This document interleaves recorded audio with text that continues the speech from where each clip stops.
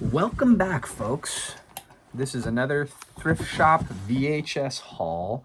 90% of these are going to my buddy Ryan in Summerlin, Las Vegas. If you're in Summerlin, swing by the Trader Joe's there and say hi to my old pal Ryan, who I got into collecting VHS because my buddy Jonathan got me into collecting VHS. So we're going to start with the two that I'm keeping for myself that I have fond memories of. I remember seeing this on TV all the time when I was a kid, and I probably haven't seen it since then. Memphis Belle. This is a World War II biopic about B-17 bombers, and it's on VHS. So we're going to start with that one. That one's going in my collection. Another one that had really high critic scores, and apparently it's about the early career of Mel Brooks. It's kind of like a biopic. My favorite year. I've never seen this movie, but it looks interesting. It's about 1950s television.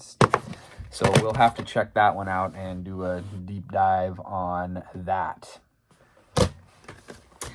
He said he'd been looking for a copy. I'm pretty sure I have a DVD copy of this or my own VHS copy in my hoard. This is a 1990s release of the 1947 Christmas classic, Miracle on 34th Street. It's good. I just watched it. I'm going to have to do a review on this separately. I love these early 80s Disney's VHS release. Mary Poppins, and you know it's an early 80s release by the box. It's the white box that you normally see, but the design is a little bit different. And they got lazy and they used the Betamax tape logo on the VHS. The Betamax logo, or Betamax paper label, is a lot bigger. This thing, I played it a little bit. It is pristine. Very low playtime on this tape. This is one of my mom's, and this kind of goes back into my live-action Disney talk. This is a 5 out of 5 Disney classic from the 60s when Walt was still alive and in charge, starring Haley Mills. Pollyanna.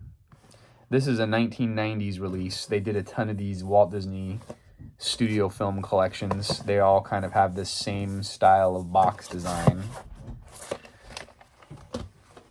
I don't even know if my buddy wanted this, but I don't see copies of this very often, so I picked him up a copy of Wayne's World.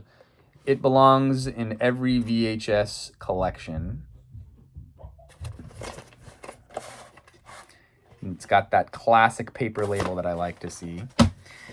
This is James Stewart's favorite role that he starred in. This copy includes a special narration introduction by James Stewart himself. This is a 1950 movie, and this is a 1990s release. Hour and 44-minute runtime. Harvey. So that's going to be making it to my buddy Ryan. Maybe I already sent him a copy. Well, now you're going to have two. It is what it is. Get used to it. I did a review on this last summer, and it is an excellent movie filmed on location. Oh, never mind. This is not what I was thinking of. This is a B movie at best, but it is a movie. I think I was 3 out of 5 on this. I can't remember. American Flyers. It is a cheesy 80s cycling. I wouldn't say it's a classic, but it's a semi-okay movie starring Kevin Costner, so it's fluff that you could play in the background. 1980s copy of... Actually, this is a 1991 copy, so this is probably second run, because the movie came out in 89. Christmas Vacation. That's going to be making its way to my buddy Ryan.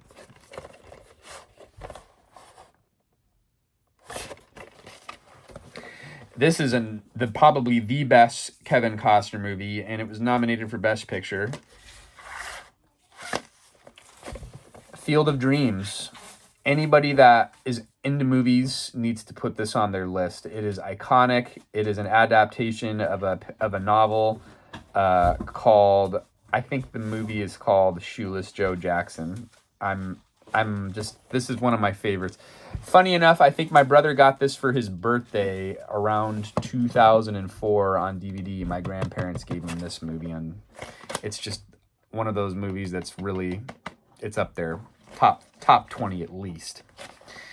Last and not least, my wife hates this movie. I remember watching it with her and my friend Vince and his wife. It's a Alfred Hitchcock classic, Rope. It is also starring... I have to come over for this? It is also starring James... I have to tell you why James it's so Stewart. bad. They plot, and this guy kills his friend. You see it vividly depicted right there. It's heavy duty. Just for the philosophical wonderment. It's a classic from the late 40s. Of killing someone just to... 1948 to be exact. Just so you can talk about what it's like philosophically. Horrible! It's got evil, some really good, evil. deep themes in there. Stay away from it. So bad. Anyway, Ryan, I hope you like it. It makes me really sad. This is interesting. The background of Rope was set in a giant cyclorama with clouds of spun glass miniatures of the New York skyline. It was lit by 2,000 incandescent light bulbs and 200 neon signs. As the action takes place, the clouds move, the sun sets, and the lights come on in the city, but it's all a big diorama. 1948, hour and 21 minutes. This is a 1990 Alfred Hitchcock Signature Collection release. So Ryan, if you haven't seen Rope, move this up at the top of your list. James Stewart's in it. It's an intense movie. It's one of his greater movies. It's up there with probably the top 5 Hitchcock films, in my opinion. That's the wrap. Until next time, we'll see you then.